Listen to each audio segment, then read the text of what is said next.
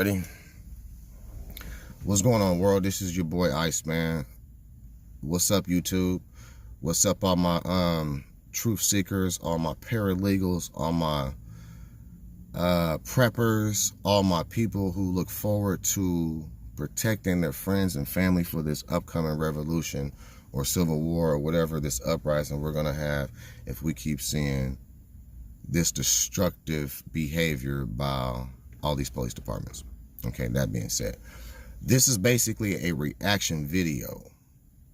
I'm going to do a reaction video of, let's just say, our boys in blue, what I want to say, our bloopers and blunders of the police department. This is what I want to call, basically, when cops meet karma.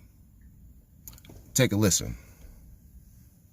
Like I said, reaction video. It was a silly little accident at home. A mom cutting herself on some broken glass. Happens all the time. So how could something like this end with a little girl shot by I've had the same thing happen. The crazy incident started with Andrea Ellis cut her arm on some glass in her home near Columbus, Ohio. Her sister, who happened to be visiting, called 911. She's bleeding all over the place. Damn, we need a paramedic. By That's what I was coincidence, saying. We need a a cop on paramedic. a routine call happened to be on the block. She called out to him for help. So she called out to the cop, hey. I just did a call, so I'm screaming at him. But as the cop approaches the house, events take a horrific turn. The cops coming to the house.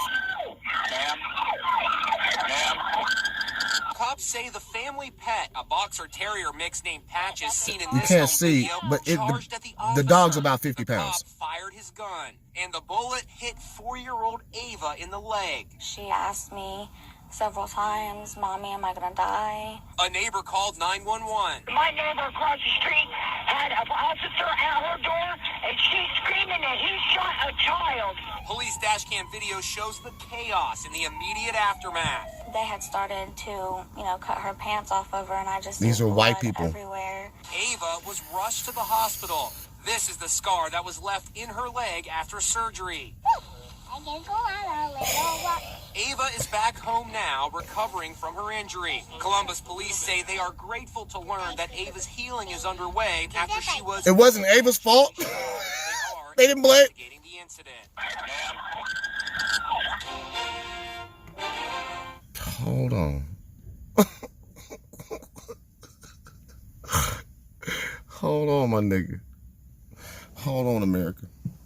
When I say my nigga, it's like in terms of endearment to my homeboys and people. It doesn't even necessarily have to be of color. But if you're in an urban area, urban setting, you would understand. If you're a corporate dude, you wouldn't understand. So enough said on that. Oh, man. Did y'all hear what the fuck I just heard? Let me break this down, because I'm gonna look into this again. This is why you never call the police for shit. 911 is a joke.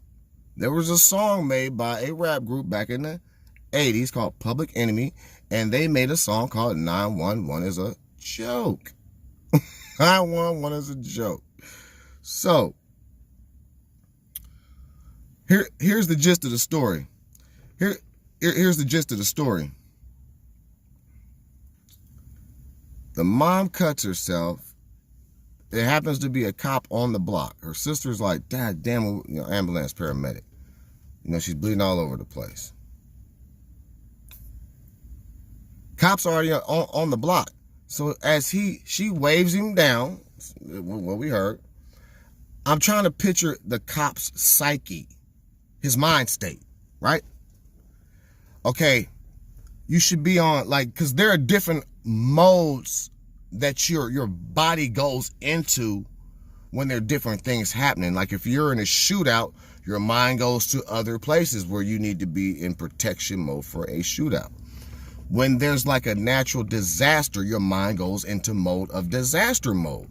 When there's somebody bleeding to death and needs a paramedic, you go into emergency mode. These are modes that your mind just automatically triggers itself. So when I say I'm trying to picture the psyche of this cop, this is why police don't need guns. They need to be security guards. Just secure shit. You don't need guns because you motherfuckers know how to use them. Anyway. So this cop is walking with the sister to the house to go look at the other sister who's bleeding, possibly could be bleeding to death. So instead of like, let me run in here. And so you do see a dog. I understand that. Ma'am, get your dog. Hey, now you go in defense mode. It's an animal. Man versus animal.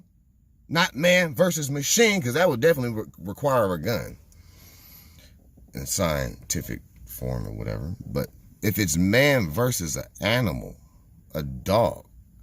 I've had litters of dogs. I've had dogs run and try to bite me in the whole nine. Right? I've jumped on top of a car to get away from a dog. You know, there are times I thought a dog was going to attack me, or as he was trying to attack me, and I said, you know what, I could be, fearing for my life. Like, damn, let me shoot this dog. Or, let me beat this dog with a stick or something. You know what I mean?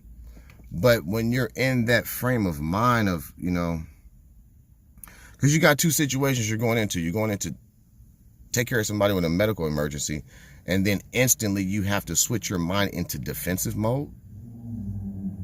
And the quickest thing you can do is pull out your revolver and shoot that dog. Yo, aim is so horrible. You miss the dog. Bullet go through the wall, hit the little kid.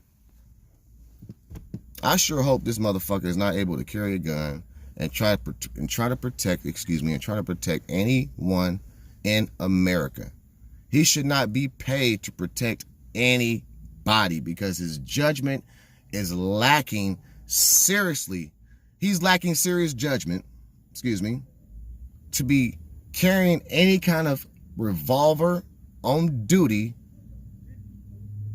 trying to protect any and serve any American citizens or animals or anything.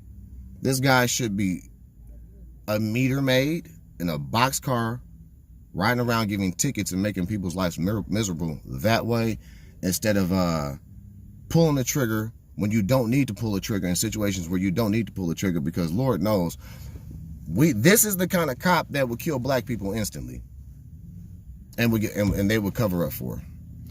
I really want to hear,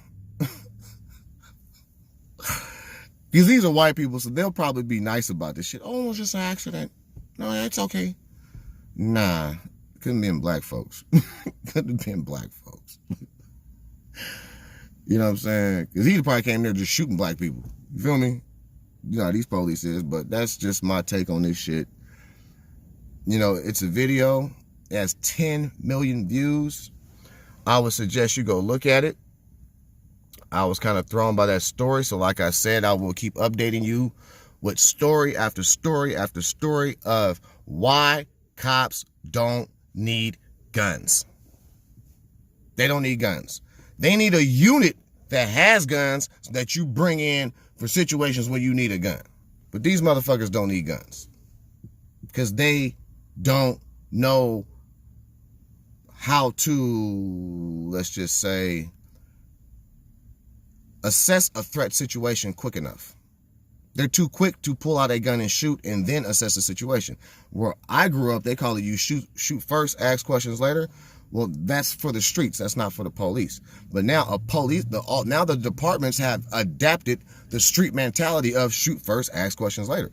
So can we say that the police department are gangs because they're adapting a shoot first, ask questions later, and then we get off free mentality? That's for you guys to decide. This is why I became an activist. I am going to the end of the earth to shut down police departments, because when you shoot a 7-year-old girl in the head and blame it on her grandmother, this is why I became an activist, and he's on trial right now. And this happened 5 years ago, but this motherfucker's just now getting on trial. And they had the nerve, the audacity to blame the grandmother. Look it up. It was on A&E. They were doing a show, I want to say, for the first 48 or some dumb shit. They were serving a search warrant, ran into the wrong house. They threw a flashbang in there for TV ratings to make it look good. They said when the flashbang went off, the grandmother grabbed the gun and it accidentally went